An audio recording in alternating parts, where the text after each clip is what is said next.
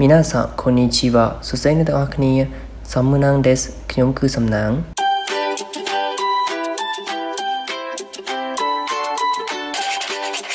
ថ្ងៃនេះពួកយើងទៅរៀនពីការរាប់លេខ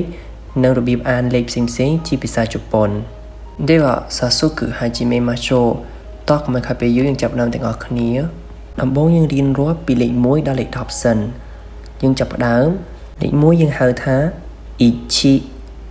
លេខ2យើងហៅថា2លេខ3យើងហៅថា3លេខ4យើងហៅថាយងពួកលេខ4យើងអាចហៅបាន2បែបយើងហៅបានយងហើយនិងស៊ីលេខ5យើងហៅថាងកលេខ6យើងហៅថារកលេខ7យើងហៅថាណាណាចំពោះលេខ7ក៏យើងអាចហៅបានពីរប្រភេទដែរយើងហៅថាណាណានិងស៊ីជីលេខ8យើងហៅថាហាជីលេខ9យើងហៅថាគូឬក៏ខឺលេខ9គេហៅបានពីរដែរគឺយើងអាចហៅបានខឺឬក៏គូ10គឺជឺឥឡូវខ្ញុំនឹងអានម្ដងទៀតពី1ដល់10អ្នកទាំងអស់គ្នាចាំថាតាមខ្ញុំលេខ1អ៊ីជីលេខ2នីលេខ3សាំងលេខ4យងលេខ5ក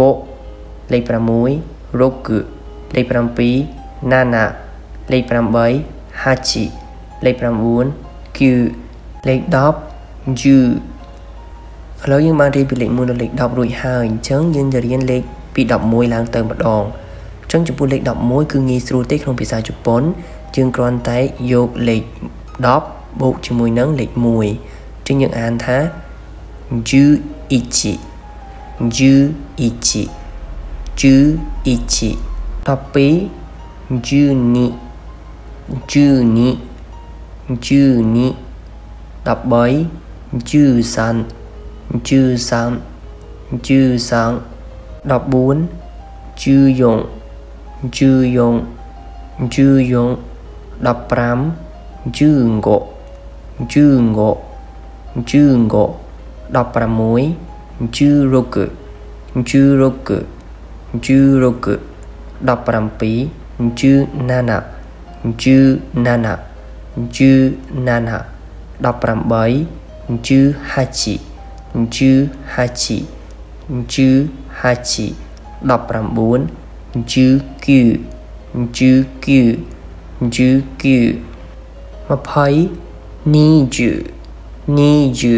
11 ចឹងចំពោះលេខ20គឺយើងយកលេខ2គុណនឹងលេខ10អញ្ចឹងនៅពេលដែលលេខចាប់ពី11ឡើងទៅយើងត្រូវប្រយ័ត្នលេខ14លេខ17និងលេខ19យើងអាចអានទៅតាមមួយបែបទៀតទេឧទាហរណ៍ថាលេខ14យើងអាចអានថាជឺស៊ីបានទេយើងត្រូវតែអានថាជឺយន់តែម្ដងហើយនៅពោះលេខ17យើងអាចអានថាជឺស៊ីជីទេគឺយើងត្រូវតែអានថាជឺណាណាហើយនឹង19ក៏ដោយដែរគឺយើងអាចអានថាជឺខឺទេយើងត្រូវតែអានថាជឺគីអញ្ចឹងគឺការរាប់លេខគឺអត់ពិបាកទេក្នុងភាសាជប៉ុនចាប់ពី21ឡើងទៅគឺយើងរាប់ដូចគ្នាដដែលទេគឺយើងយក20បូក1ទៅយើងនឹងបាន21ហើយបូករហូតដល់29បន្ទាប់មកយើងយក3គុណនឹង10បាន30អញ្ចឹងឥឡូវយើងរាប់30ឡើងទៅហ្មងទៅ30យើងថា30 40យើងថា40 50យើងថា50 60យើងថា60 70យើងថា70 80យើងថា80 90យើងថា90 100យើងថា100អញ្ចឹងគឺ100យើងបដូរការអានយើងអានថា100អញ្ចឹងនៅពេលដែលយើងនិយាយពី100ឡើងទៅក៏មានភាពងាយស្រួលដែរយើងគ្រាន់តែយក100បូកនឹង1អញ្ចឹងយើងបាន101ឧទាហរណ៍យើងចង់និយាយថា101យើងនិយាយថា101 chẳng hẹt cứ bên đây thá mùi rồi chứ những bộ một ít chị tới vì tới chứ mùi rồi mùi hài trong bộ lịch số cái dương ọt an thế nhưng tục bị chào chẳng tờ hay những quan đã an thá mùi rối mùi hẹt cứ chị chẳng là bên rồi bí hẹt cứ nị rồi bấy hẹt cứ san rồi 4 hẹt cứ dùng rồi 5 hẹt cứ ngộ rồi 6 hẹt cứ rô cự rồi 7 hẹt cứ nana rồi 8 hẹt cứ hai chị rồi 9 hẹt cứ kêu rồi 10 hẹt cứ dư nó bên rồi một phái nhưng dùng mà rối bộ cho mùi nó mà phái chứ mà dân trên gì bị tham một phái nhưng đừng bị mà rối những bộ cho địa bàn chớn như vậy thá hẹt cứ ni dư mà rồi sám những an thá hẹt cứ san dư chớn mà rồi sáng nhưng dùng mà rồi bộ sai sập tới là hô làng đó pi rồi nó bị pi rối như vậy thá ni hẹt cứ nhưng dùng lịch pí bộ cho mùi nó bị tham mà rồi chứ những an thá ni hẹt cứ pi con nâng mà rồi nhưng tới cứ đôi khi ta đại thế pi rồi lần tới cái đòi đá nhưng tới tại vô pi rồi bột muối nó bị dương tròn gì pi rồi muối nhưng dù ni ha cứ ichi mình ta pi rồi muối chứ những đinh từ là hội những rọp từ là hội tới lần từ là hội đỏ bầy rối chứng bầy rối nhưng vậy thá san biạc cự tới biạc cả án dương an tha san hẹt cự tế dương đôi sầm lên khác từ biạc vĩnh chứ những an tha san biạc cự mình ta bầy rồi buôn rối dương an tha yon hẹt cự 500 yang an tha ngộ hẹt cự 600 yang an tha rop hẹt cự chứng lại ní cả này bị sai tiền hỏi dương bị giặt cả án dương an tha rop cự hẹt cự tế dương an tha rop hẹt cự cứ dương bắt đầu xâm lấy khó tới chấm xâm lấy phiọ mình sẽ chụp hẹt cự mình mến hẹt cự tế rop hẹt cự 600 700 nana hẹt cự 800 hap hẹt cự chứng lại đôi khi cứ dương bắt đầu cả án thì hỏi dương an tha hachi hẹt cự tế dương an tha hapia cự 900 dương an tha kyu hẹt cự 1000 dương an tha sen rồi có isen chứng thị chớn ở cái an tha sen chớn chieng 1000 dương an ban piประเภท dương an ban tha sen rồi có isen ban đôi khi quan tha cáiนิยม pra sen ច្រើនជាងគេអត់សូវដាក់លេខ1នៅពីខាងមុខទេតែបើយើងចង់ប្រើលេខ1យើងត្រូវអានឲ្យត្រូវគឺយើងអានថា isen គឺយើងអាចអានថា ichisen បានទេអញ្ចឹងចាប់ពី 1000 ទៅដូចគ្នាដដែលគឺយើងរាប់បូកជាមួយនឹងលេខ1ពីក្រោយហ្នឹងទៅយើងអានថា sen ichi មានន័យថា1001អញ្ចឹងយើងបូកអានឡើងទៅចាប់ពី 1000 ឡើងទៅឧទាហរណ៍ 1001 1002 1003អីចឹងគឺយើងអានតាមធម្មតាដូចយើងនិយាយចឹងយើងយក 1000 បូក 1 ហ្នឹងទៅគឺត្រូវហើយឧទាហរណ៍ថា 1001 យើងនិយាយថា sen ichi 1002 យើងអានថា sen ni ហើយឡើងទៅ sen san អី sen yon អីចឹងទៅឡើងទៅដល់100ចឹងទៅ 1100 អញ្ចឹងដល់ពេលដល់ 1100 យើងនិយាយថា sen hyak គាត់តែថាយើងត្រូវប្រយ័ត្នលេខ3លេខ6អីចឹងណាដូចយើងអានពីមុនមកអញ្ចឹងដល់ពេលលេខ3យើងអានថាហើយដល់ពេល 1300 យើងអានថា sen san piak យើងកុំច្រឡំអានថា sen san hyak គឺ san piak ដល់ពេល 1600 យើងអានថា sen rupiak ដល់ពេលដល់ 1800 យើងអានថា sen hapiak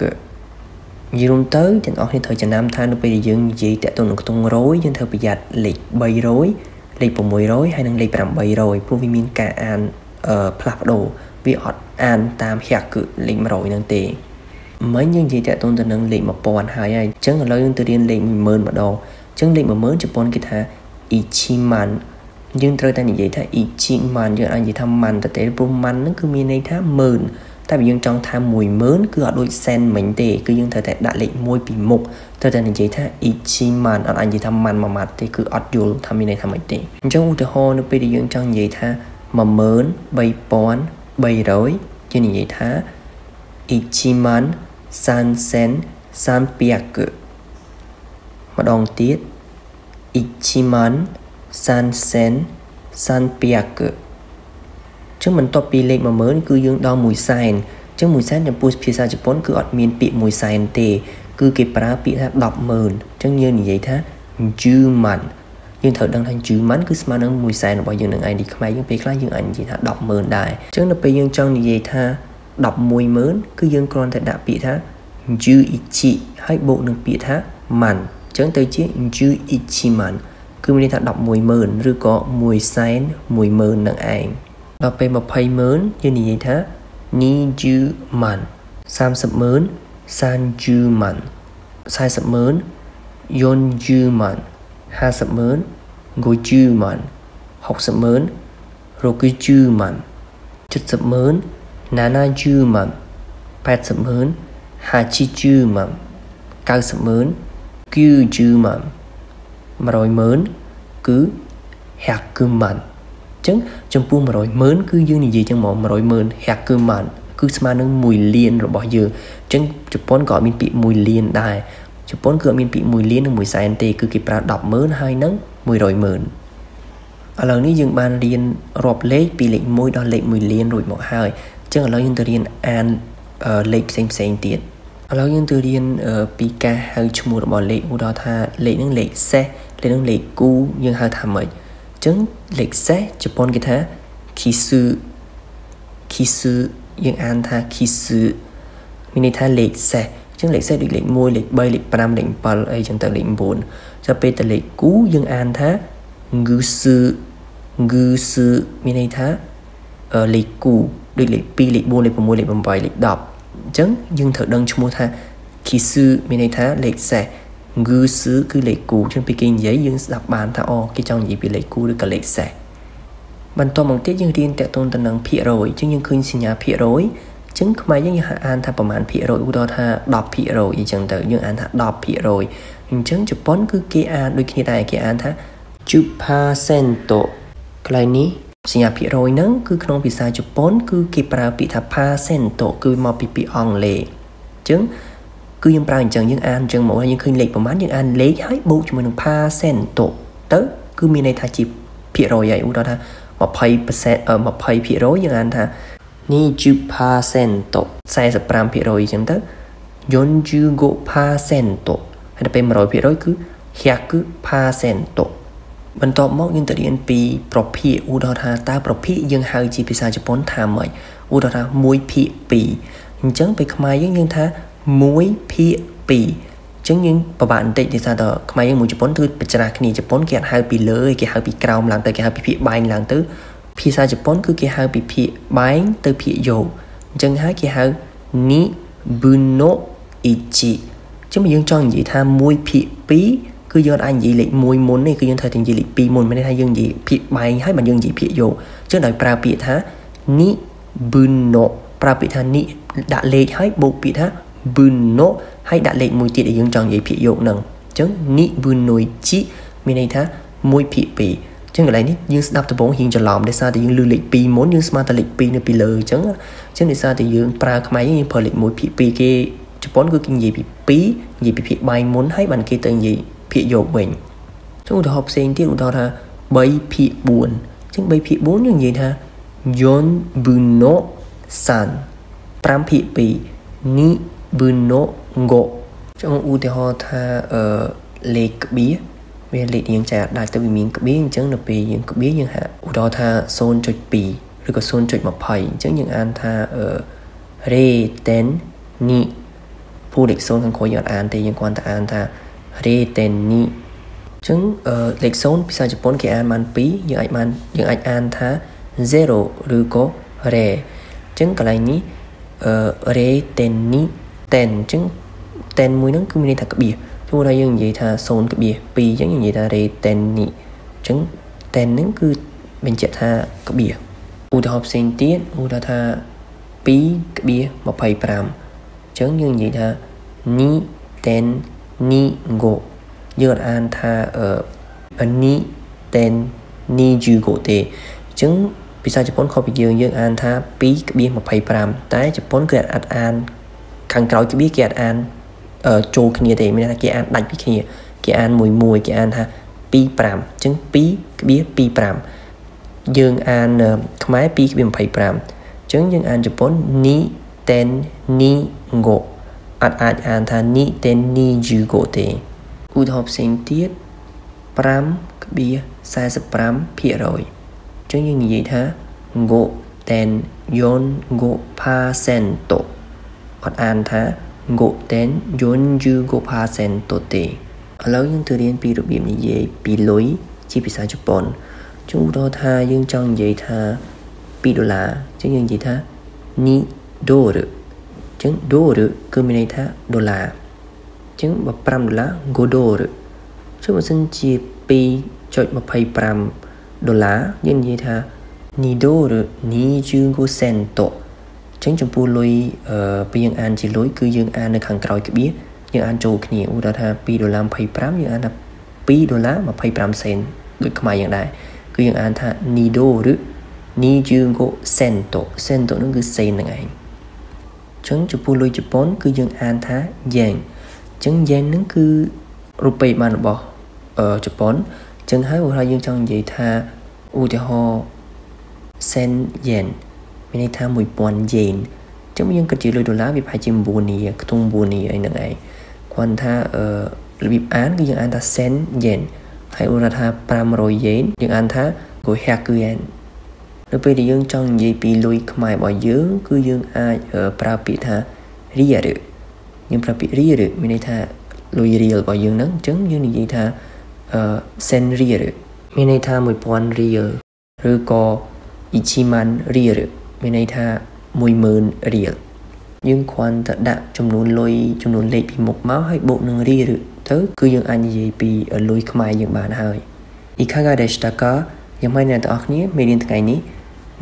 យើងរៀនតាក់ទងទៅនឹងការអានលេខជាភាសាជប៉ុនគឺវារៀងញ៉ៃញ៉ៃខ្លះដែរតែបើសិនយើងចេះនិយាយលេខជាភាសាជប៉ុនអញ្ចឹងយើងងាយស្រួលនៅពេលដែលយើងចង់ទិញអីវ៉ាន់ឬក៏យើងចង់ដូរលុយអីវាស្រួលនិយាយគ្នាអញ្ចឹងមេរៀនថ្ងៃនេះគឺមានតែប៉ុណ្្នឹងទេសង្ឃឹមអ្នកទាំងអស់គ្នានឹងតាមទាន់ជួបគ្នាវីដេអូក្រោយទៀតបាយ